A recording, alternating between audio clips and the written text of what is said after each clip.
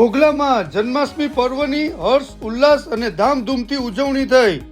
શ્રી કૃષ્ણ જન્મોત્સવ નિમિત્તે ઘોઘલામાં વાયુનંદન સેવા સંસ્થાન, રાધે મિત્ર મંડળ અને શ્રી ભૂતનાથ મહાદેવ મહિલા મંડળ દ્વારા શોભાયાત્રા યોજાઈ। આ આયોજન છેલ્લા 25 વર્ષથી થઈ રહેલ છે।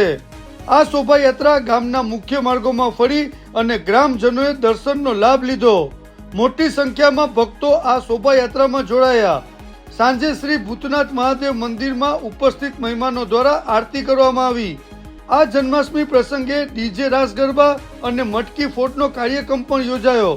આ સમગ્ર ઉત્સવનું માર્ગદર્શન અને નેતૃત્વ વાયુનંદન સેવા સંસ્થાનના પ્રમુખ શ્રી જીતુભાઈ બારિયાએ કર્યું।